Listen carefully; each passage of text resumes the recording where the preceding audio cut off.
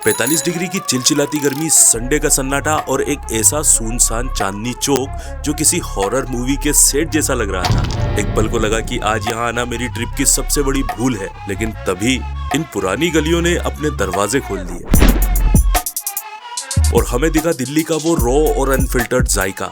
150 साल पुरानी पराठे वाली गली की वो देसी घी वाली रिवायत, वो छोले भटूरे जिसका पूरा इंडिया दीवाना है, और चाशनी में नहाती हुई लेजेंडरी जलेबियां, और आखिर में एक ऐसा वॉर जोन जहां भयंकर भीड़ के बीच मिलती है 150 रुपए की एक एसी थाली जिसका जायका 5 स्टार होटल के भी छक्के छुड़ा दे। तो भाई लोग, आज हम इस कंक्रीट के जंगल में पुरानी दिल्ली का असली राज खोलेंगे, तो लेट्स गो। ये संडे की सुबह है, लेकिन आमतौर पर चांदनी चौक में पैर रखने की भी जगह नहीं होती है। यहाँ की आबो हवा में हमेशा शोर रहता है, लेकिन आज ये गलियां किसी घोस्ट टाउन जैसी वीरान लग रही थी। इन शांत गलियों में चलते हुए आप उस आर्किटेक्चर को महसूस कर सकते हैं जो मुगल दौर से लेकर आज तक यहाँ सीना ताने खड़ा है। भीड़ के बिना पुरानी दिल्ली का हुस्न बिल्कुल अलग ही नजर आता है, और इसी सन्नाटे के बीच हमें कुछ ऐसा देखने को मिला जिसकी उम्मीद इस कंक्रीट के जंगल में बिल्कुल नहीं थी। एक नेवला। ये पुरानी दिल्ली है जनाब, यहाँ हर गली के नुक्कड़ पर एक सरप्राइज आपका इंतजार कर रहा होता है। जैसे जैसे दिन चढ़ रहा था, ये शहर अपनी नींद से जागने लगा था। शटर उठने लगी और चाय की टपरियों से उठने वाले धुएं ने हमें बता दिया कि अब जायकों की तलाश शुरू करने का वक्त आ गया है। चांदनी चौक के इस रोड पर सिर्फ साइकिल रिक्शा ही अलाउड है, और यहाँ आए और इसकी राइड नहीं ली तो समझो आपने असली मजा मिस कर दिया। अब आप इन रिक्शा वाले भाई साहब को देख लो और इनका देसी जुगाड़ भी देख लो। बैरिकेड लगे हैं, लेकिन भाई ने पूरा रिक्शा ही जमीन पर लिटा दिया और नीचे से निकालने की कोशिश में लगा था। इस लेवल का स्वैग सिर्फ दिल्ली 6 में मिल सकता है।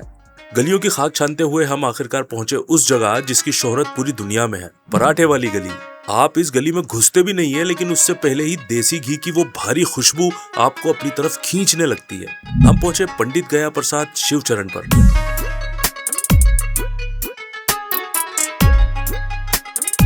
1870 के दशक से चली आ रही ये दुकान सिर्फ एक भोजनालय नहीं है, बल्कि इतिहास का एक पन्ना है। दीवारों पर लगी ये ब्लैक एंड व्हाइट तस्वीरें इस बात की गवाही देती हैं।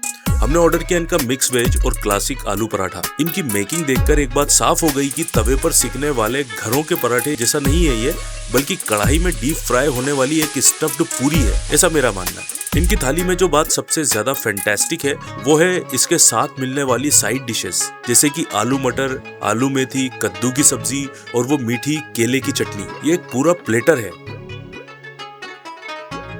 लाजवाब। जब आप इसे खाते हैं तो कद्दू और केले के सॉस का वो खट्टा मीठा फ्लेवर इस देसी घी के भारीपन को बहुत खूबसूरती से बैलेंस कर देता है। ये एक्सपीरियंस वाकई बहुत क्लासिक था। उस भयंकर गर्मी और स्पाइसी खाने के बाद गला पूरी तरह सूख चुका था। तभी चांदनी चौक के मशहूर शीशगंज साहिब गुरुद्वारे के बाहर चल रही इस ठंडे पानी की सेवा ने हमें मानो नई जिंदगी दे दी हो। इतनी भीड़ और शोर शराबे के बीच ये जगह किसी ओएसिस की तरह है। यहाँ का सुकून और सेवा भाव आपको अंदर तक शांत कर देता है। लेकिन हमारी भूख अभी शांत नहीं हुई थी। दिल्ली ट्रिप छोले भटूरे के बिना मुकम्मल कैसे हो सकती है भाई। गुरुद्वारे के ठीक सामने हमें दिखा अतुल्य भंडार,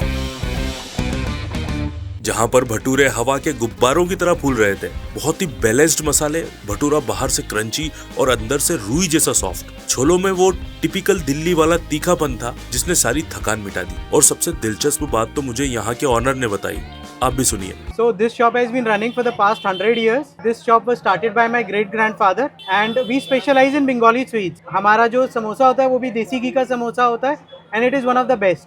In fact, if you read about us, जब इंडियन क्रिकेट टीम जीत के आई थी world cup, then they were welcomed in India by our sweets. So we have been well known for generations for our sweets and snacks. Apart from this is हमारा हम हर चीज में देसी घी use करते हैं। पराठे वाली गली में ही एक ऐसी जगह है जो किसी वॉर जोन से कम नहीं थी, और ये थी शर्मा भोजनालय।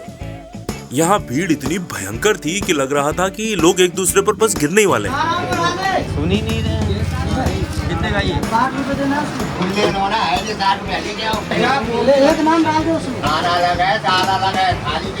दुकान बहुत छोटी थी, लेकिन यहाँ काम करने वालों की स्पीड किसी रोबोट को पीछे छोड़ दे भाई। तंदूर की गर्मी, दिल्ली की धूप और कस्टमर्स का शोर, ये किसी कमजोर दिल वाले के लिए नहीं था। 1980 से चल रही इस दुकान का मेन्यू बहुत ही सस्ता था। इतनी भीड़ और इतने सस्ते रेट देखकर मेरे दिमाग में थोड़ा सा शक तो पैदा हुआ कि हो सकता है शायद क्वालिटी के साथ कॉम्प्रोमाइज किया जा रहा होगा। हमने ऑर्डर की इनकी प्रीमियम चूर चूर नान थाली। कीमत सिर्फ 150 रुपए यार। और जब ये थाली मेरे सामने आई तो देसी घी और तंदूरी नान की खुशबू ने मेरे सारे शक दूर कर दिए। ओह माय गॉड, मैं कसम खाकर कह सकता हूँ कि ये 150 रुपए की थाली किसी भी महंगे 5 स्टार होटल को धूल चटा सकती है। मलाई कोफ्ता एकदम मुंह में घुल जाने वाला है। नान हद से ज्यादा खस्ता है। ये दिल्ली की शायद सबसे बेहतरीन और पैसा वसूल डील है। इस शानदार और इंटेंस फूड मैराथन का अंत मीठे के बिना कैसे हो सकता था। हम पहुंचे शहर की सबसे मशहूर मिठाई की दुकान ओल्ड फेमस जलेबी वाला पर।